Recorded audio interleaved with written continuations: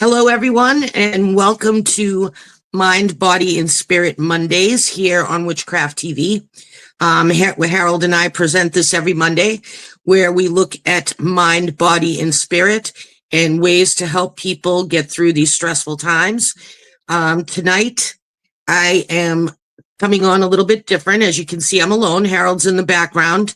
And for the first few minutes of this program, I'm going to dive in. You're going to see clinical Joanne as opposed to magical Joanne, which she's always a little bit of both, but, you know, I digress. Tonight, we're going to talk about neurodivergence, and we're going to talk about navigating neurodivergence in these times and what it means to be an advocate and what it means to be a supporter, and most importantly, what not to do. I'm coming out of a situation. I have a daughter who has Asperger's. It is currently now on the autism spectrum. However, it is a higher functioning form of borderline because the spectrum has different degrees. As they say, if you know one person with autism, you know one person with autism. And technically, until they changed the definition, Asperger's was its own separate diagnosis. So neurodiversity is exactly what it says. It's neurodiverse, meaning your brain thinks in a different pattern than somebody else, okay? And it entails a lot of work on their part, a lot of structure. They have a lot of issues socially, emotionally, not so much intelligence-wise. They learn differently. They definitely learn on a different level. And they're very focused on what they want and their goals, okay? So my daughter had a situation this week where she applied for a job, and she went to somebody that she thought was an ally and a friend who she worked with in the school. The person is a teacher. The person claims to be an advocate for neurodivergent people. And she asked the woman, worked at this place that she wants to work at, separate from the school. And my daughter is 21. She is very verbal. She has 2 years of college under her belt. I advocated for her. I was her child advocate, and I worked very hard to get her the things that she needed, to get her the skills that she needs to navigate the world around her and make her independent like she is now. So she went to this person to get help and to maybe, use the person as a reference. Well, what happened is, without asking my daughter or even myself, they took it upon themselves to tell the person before the application was even looked at or an interview scheduled that all about my daughter's autism and her journey, but that she's a really great worker and, not to worry, basically, and, give or take in those words. And when she told me this, and she said, oh, I told them all about your daughter and they didn't even flinch. And that kind of made me think, hey. And so I went ahead, and she was driving. I said, okay, I'll talk to you later, because I really needed to process this in my mind. And the more I thought about it, the more it bothered me, because she's like, well, I didn't mean to do any harm. I was only advocating for her. And again, that just didn't resonate with me. So I put it out there, and I didn't disclose names or people, just as a general statement to see if maybe I was off the mark, because as somebody that works with people, I like to know if I'm off on my thinking, and and I have a very big, neurodiverse set of friends that can provide input on that topic for me. The person saw it, outed themselves, and then proceeded to out my daughter again, because obviously that's what happened when she did. And proceeded to get angry at me. Now, here's the first thing here that I want to discuss.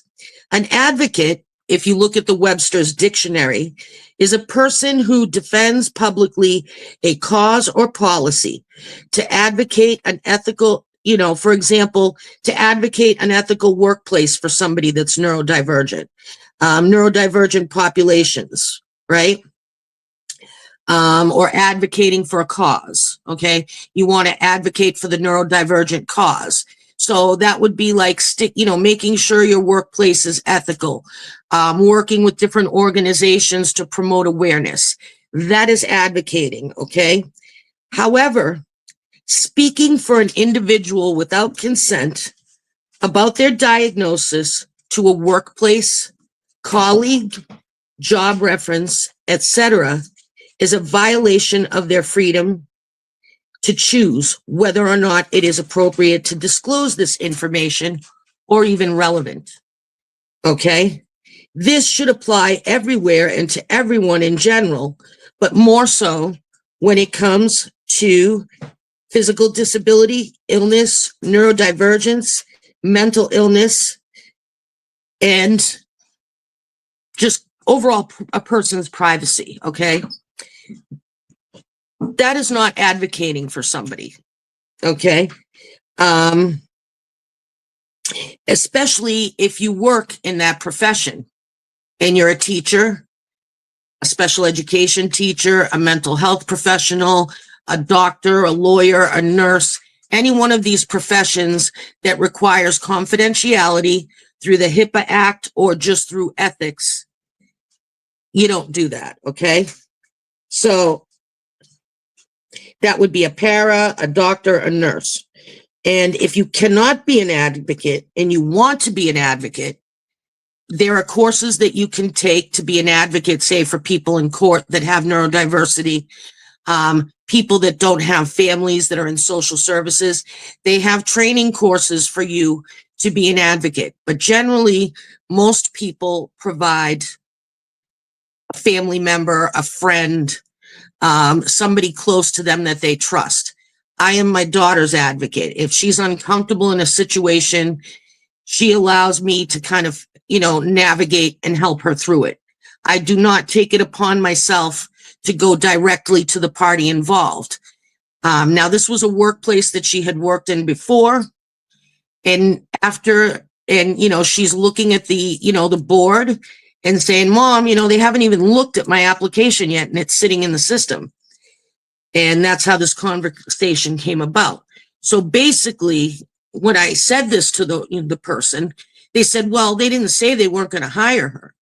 And I said, well, of course they wouldn't, because that would be illegal. But now the application is just going to sit.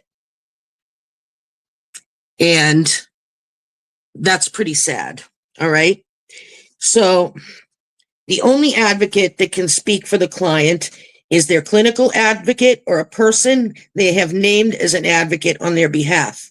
If they are unable to communicate, and this is basically if they cannot communicate for themselves, because some people on the spectrum are nonverbal and they can't make decisions for themselves, or mentally ill or developmentally delayed. There's 100 different reasons why they might need an actual clinical advocate. And training is available so you know how and when and what information to present for them. Okay. So then, the conversation flipped and said, well, I'm trying to be supportive. Okay, so what does it mean to support somebody? Support is defined as giving approval, comfort, or encouragement. So if you want to support somebody that's neurodivergent, in this situation, maybe the appropriate thing, help them with their application, encourage them to try for that position. Give them a ride if they're nervous about going alone. It does not in any way, shape, or form give you permission to tell people this person's diagnosis. That's not what it is. If Amanda says, I want your support, she means she wants your encouragement. She doesn't want you to speak for her. And my daughter, in this case, my daughter is 21 years old and she can speak for herself. And even though this situation happened and I was extremely upset, I'm not intervening either. I have to let her decide the correct action to take, whether to call and speak to the HR department, who I'm sure does not know this even went on because the application never even made it to the desk. So basically, if you want to be supportive to somebody that's neurodivergent, talk to them, help them, ask them how they're doing, ask them what you can do for them. Help them with their job application. If they have issues with staying focused and reading, help them go through the fine print of things. Those are ways that you can be supportive, ways to advocate, work for the, look up the Americans with Disabilities Act and look for ways that you can advocate for people that are neurodiverse or have disabilities, physical, mental, whatever they may be. It is not an open invitation for you to disclose any information about a diagnosis, about a health issue, about their life. That's not advocating and that's not supporting. And I know it's a very touchy subject, and I know people might take it one type of way or another, but those are the facts. And if you have a question on whether you're crossing any boundaries or you need to know the laws, there's plenty of information. Harold is posting them in the chat. There are also resources in there if you feel your rights in any way have been violated, to help you sort through that. And in these resources, you'll find ways to learn to advocate appropriately, things you can do to be supportive of somebody that is neurodivergent, and basically how to handle situations like this. It's a little weird for me to be talking alone. I always get really nervous, and I, wrote everything down, but here's some examples. Emily has autism, broad spectrum. She has social skill issues, but is a great worker. Nope. The first half of that sentence needs to go away.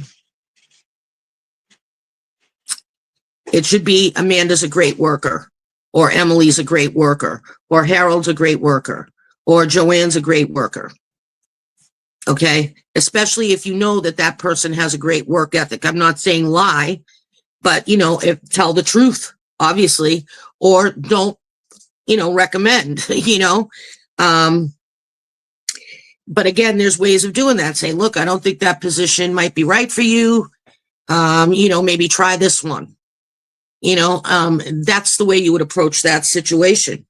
It is not you speaking on their behalf, talking about their diagnosis and throwing in random, facts. That's not being an advocate at all. At all. And my daughter wanted to make sure that this message got out because most neurodivergent people might not speak on it. And it happens more than you know. So how many people are losing jobs right now or missing out on opportunities because a person thinks they're advocating or being supportive? Not everybody is in your corner and not everybody wants to help.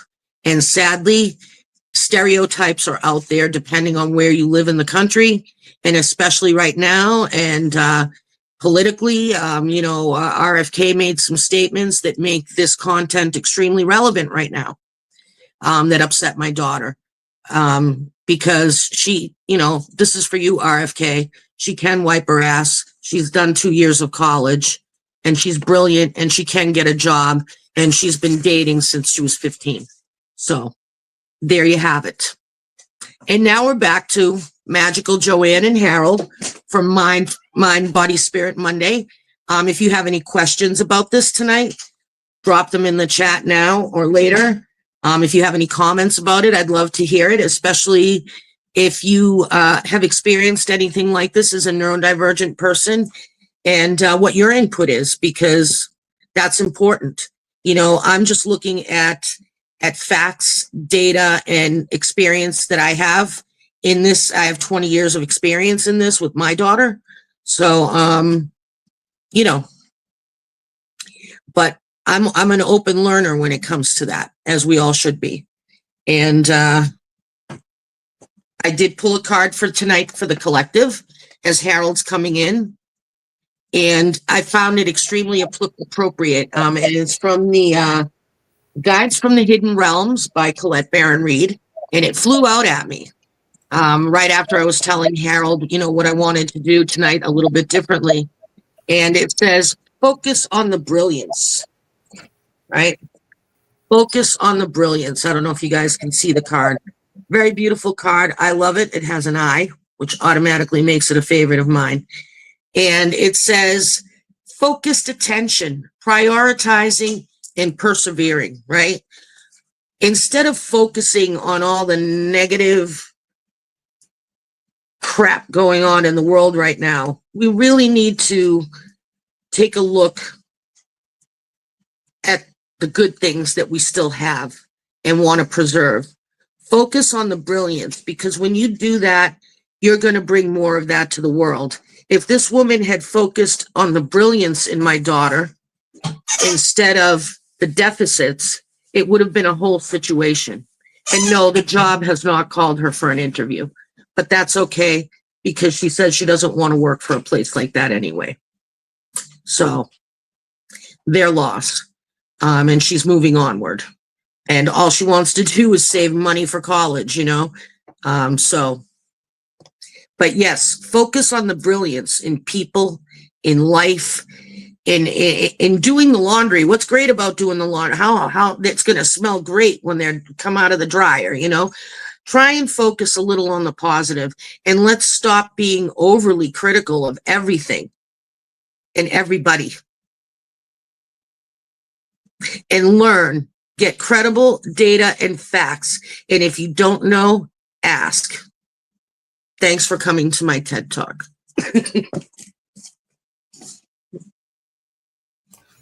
I think it's a great topic. Neurodivergent people that have been, accused, especially like in their childhood, of being ADHD or hyperactive and all that stuff. I fill them shoes big time. A lot of people I can remember my biological mother telling me when I was a young boy, you don't think right. Your mind is warped. Well, absolutely, my perspective is warped. And I don't think that's such a bad thing. No, it's not. And that's what people need to understand. It is not that a neurodiverse person has no intelligence. I like to explain it like this. You and I are having a conversation. And our brains control everything, our physical brain, the neural pathways, right? Well, we're talking and the information goes into my head, takes a right, goes up, around, bloop, whatever, and what comes out my mouth. For you, it might go to the left a little bit, come here, go around, take another loop, come through, and then you speak. And with Asperger's, good examples are like Elon Musk, Eminem, Albert Einstein, and all these different actors. I mean, there's a whole list out there. Just Google people with Asperger's. And they're not the greatest at communication. They're very logical thinkers. They're not as emotional, so they come across as distant and with a lack of empathy. But inside, they just don't know how to express so well. And that's why they don't do well a lot of the time in social situations. They get overstimulated. My daughter couldn't be in the cafeteria, and I have her permission to talk about this. She's sitting right here. Couldn't sit in a cafeteria till she was in third grade because it was just sensory overload, in school. And these are real things. And if you know somebody that's neurodivergent, learn the signs of when they, a lot of times they fidget or they stim, which can be any number of things. They might do things with their hands. They might rock back and forth. They might shake their leg. They might daze off. And if you notice, help them step back. Maybe say, hey, let's go take a walk and get away from the crowd. Again, that's being supportive. Not saying, hey, everybody, shut up. She's autistic. That's not being supportive. I'd like to go over some of the comments and interact with the viewers a little bit Absolutely. more. I'm going to start a little bit earlier in the show so we don't miss out on anyone. I did want to see Mary Meet to Eric Cooper, Tina Mason. I want to say hello to Heather Henson Kenter.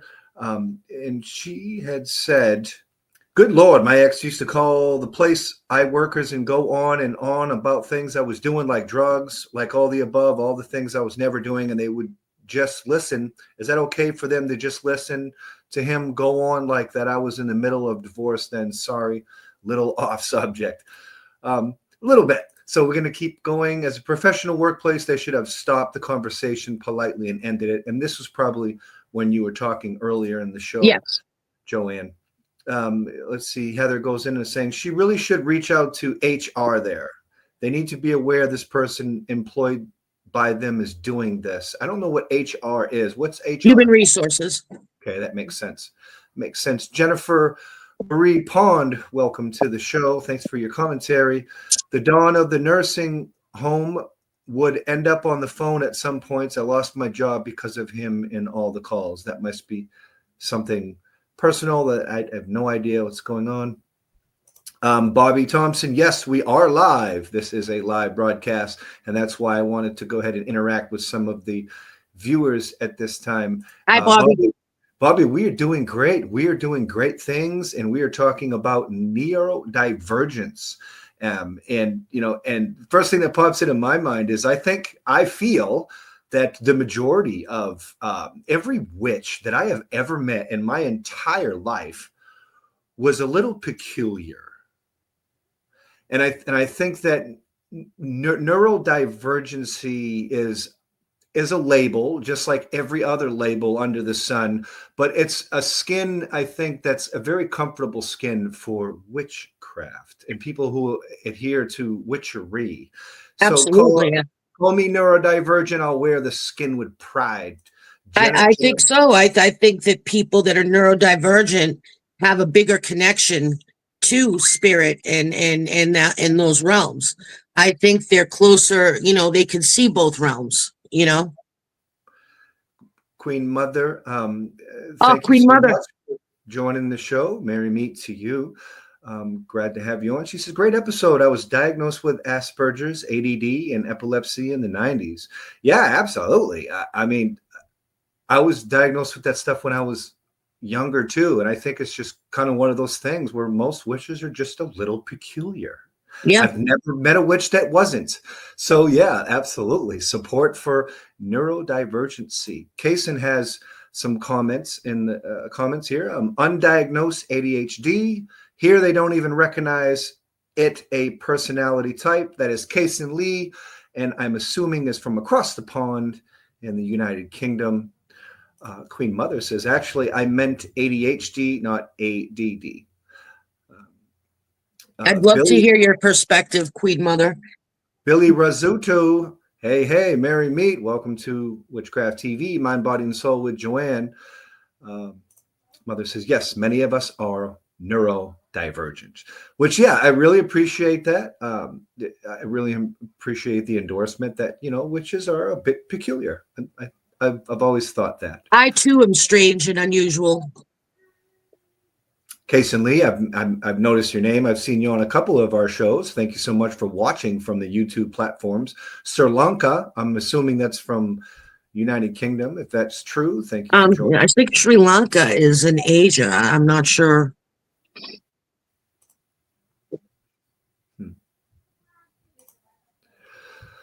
So yeah, if anybody in the audience would like a oracle reading, do you have your oracle cards with you, Joanne? Yes, I only have the one deck today, the Guides of the Hidden Realms, because it wanted to be seen and heard.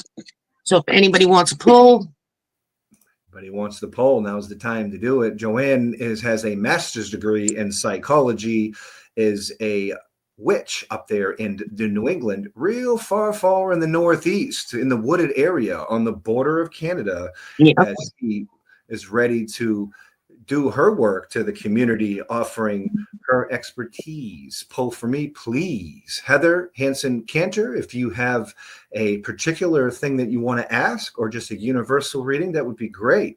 If you have a zodiac, it helps us put things in perspective as well. Jennifer Marie Pons says, ha, ha, ha, ha, let's have some fun. Love, stranger, and unusual. I mean, absolutely.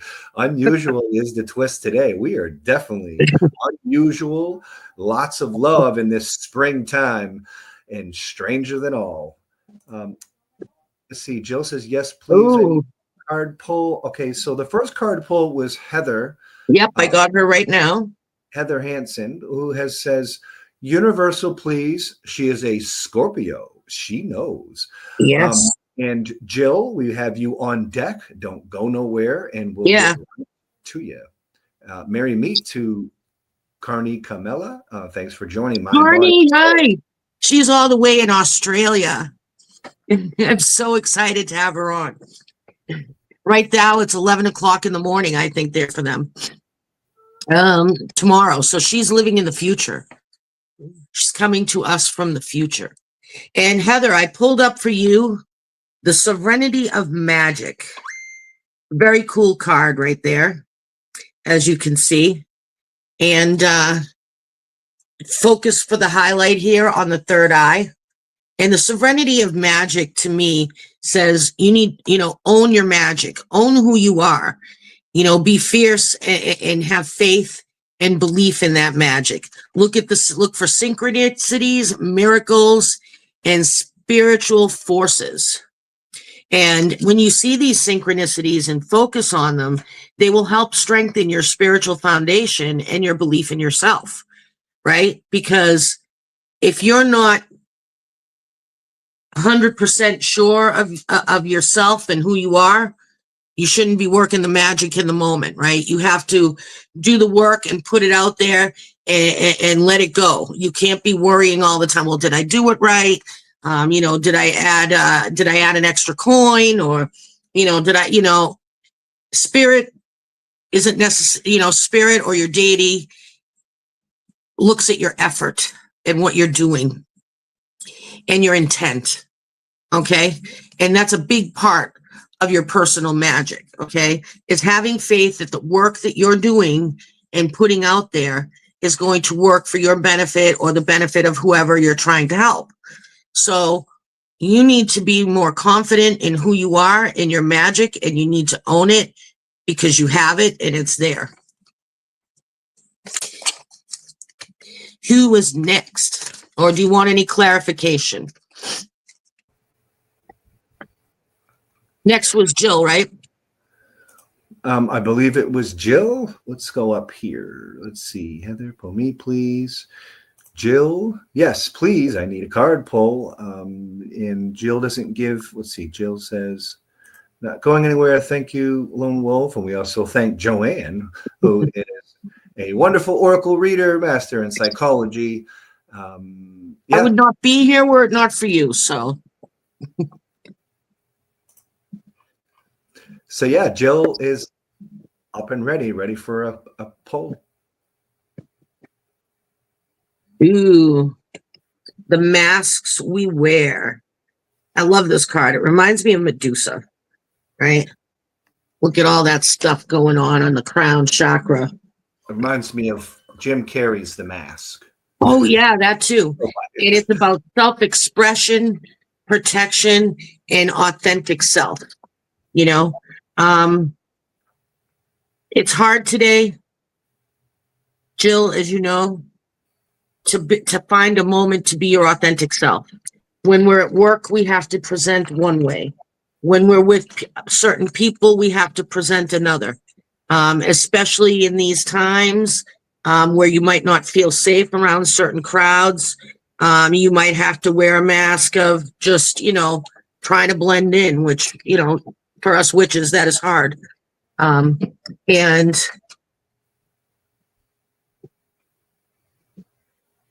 what I'm finding or what I'm getting is you need to get more time to take your mask off and spend time with your authentic self. And to express yourself authentically and not to be afraid of that, to move forward. You need to work more in your authentic self.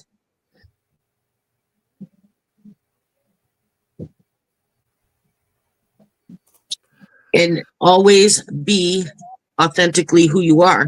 I know the message for me this month has been to be authentically, unapologetically me and put myself out there and do these things. And that's important, to be authentic, to be true to who you are and true to what you want to do. I was hesitant tonight to put out the message I was going to put out because I was, nervous and I was like, they're not going to like clinical you because I'm very cut and dry and, very direct, but, it's something that had to be said. And, the masks we wear, just be you, don't put on any airs for other people right now, just be true to who you are. And that's on that one. Anyone else? Okay, well, we're about halfway through the segment. We're going to take a quick commercial break. We're going to come right back and do some more oracle readings from the very peculiar Joanne. Keep it right here on Witchcraft TV. We are fair representation for all pagan, witch, and magic paths. We bring you to Stonehenge with the lovely Susan Marie Paramore as she sings us songs of spring. Live recording, particularly in for Witchcraft TV, that last spring equinox. Heal the sky, heal the sky, heal the earth, heal the earth, heal the sky, heal the sky. Hand on your heart. Heal me, heal me, and again. heal the earth, heal the sky, heal the earth, heal the sky, heal me, heal me. One more time. Heal the earth, heal the sky, heal the earth, heal the sky, heal me. You are watching Witchcraft TV.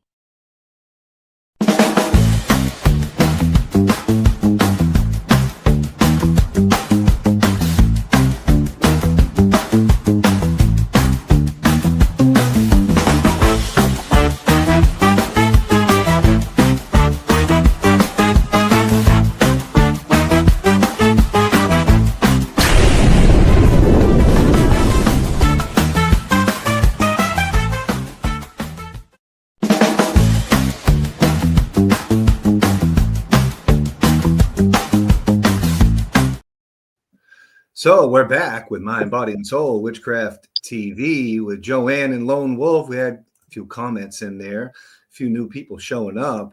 Welcome to the show to Jill and Shundi. would you love to pull an oracle for me? And also, it looks like we have Christian Day up in the house, who was recently on the Lone Wolf Show on the Witchcraft TV platform. Glad to have you on, Mr. Day. Carney, hello. we love you in all you many forms, hon. Good on you for rocking your truth. And Case and Lee giving us love from Sri Lanka. Yeah, Sri Lanka.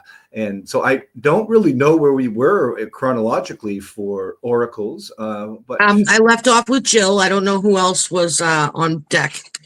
So I'm going to be backtracking here. My comment piece isn't working on the stream for whatever reason. Soon, let's see. Let's see how appropriate. I'm trying to find it. Card pull would be awesome. Thanks. Looks like Carney Carmella. Card pull would be awesome. Thanks, lovelies. Carney, Carney, hopefully I'm not butchering your name. Lovely to have you on. If you have a particular question, love to hear about it in the comments. If not, it'll be a generalized reading. And Jill said that was helpful. So thank you so much for that. Thank you. That one was a tough one coming through.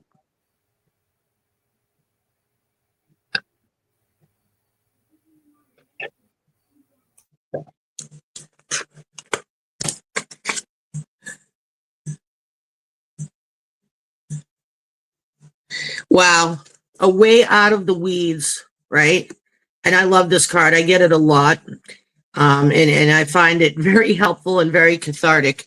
It is a clear way out of multitasking and getting organized. So right now, everything for you is about getting organized, revamping, and getting your things together to move to the next phase of whatever it is you're working on. And this is really, really a powerful card. And it shows that you're in alignment. So you're starting here, and as you get organized, you're going up through the different chakras, and we're coming out of the crown, and it now is the way, you're starting to see your way through. You're almost to the end, and you're almost out of the weeds.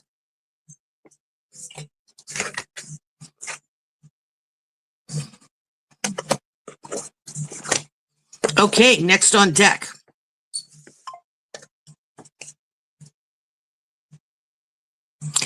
I would like really?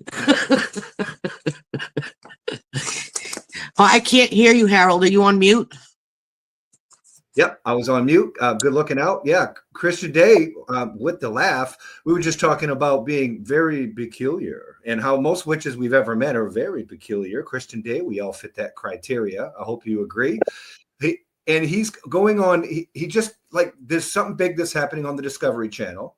If you haven't heard about it, he's debuting on the Discovery Channel with another fellow witch by the name of Patty Negri. And I believe that's coming on the 23rd, and they're broadcasting on the Discovery Channel. And let me tell you, Witchcraft TV, we are hungry to be able to play that content. And I will So he wants a pull for that. Okay. A pull for what's going to happen after Ghost Adventure airs this week. Zenith at the peak. This is going to bring you up to a new level of where you are. Not that you're not at a big level as it is, because you do a lot of things.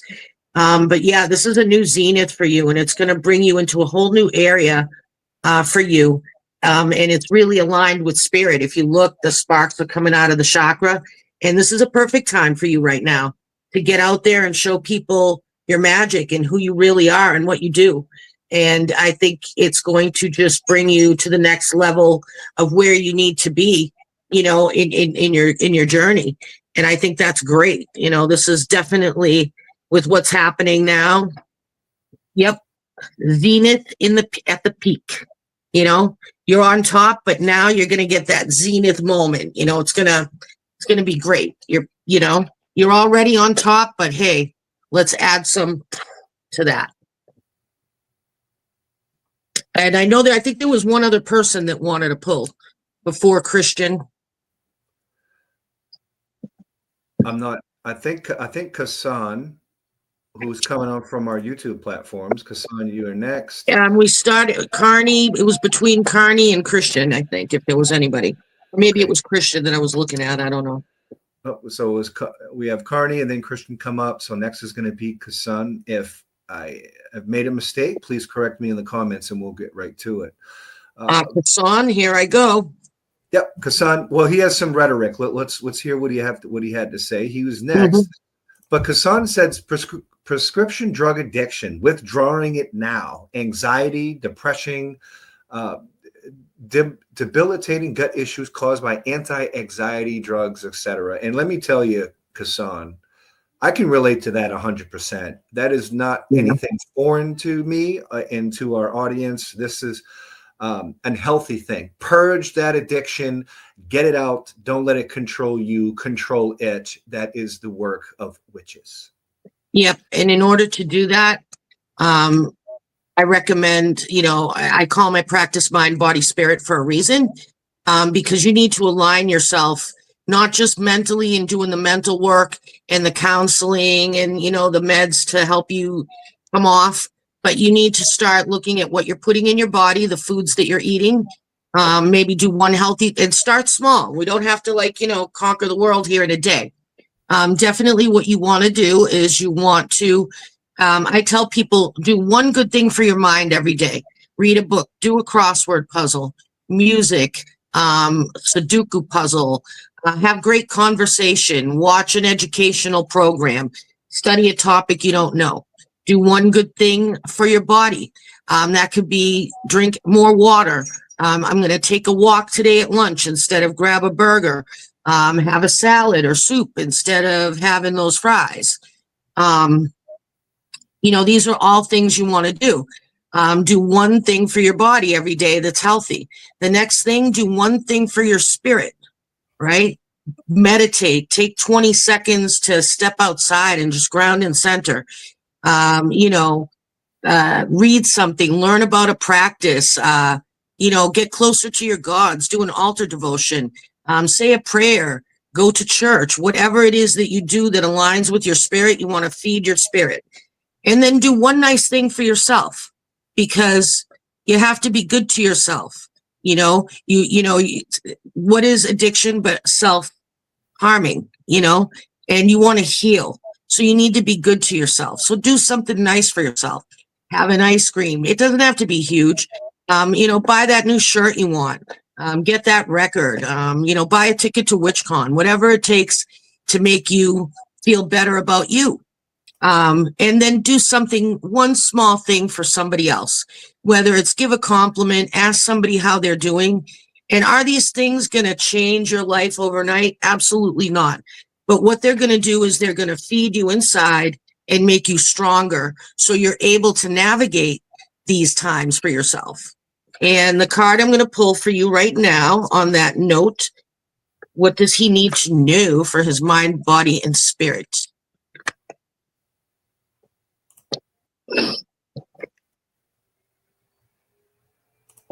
Treasures in the deep and the dark.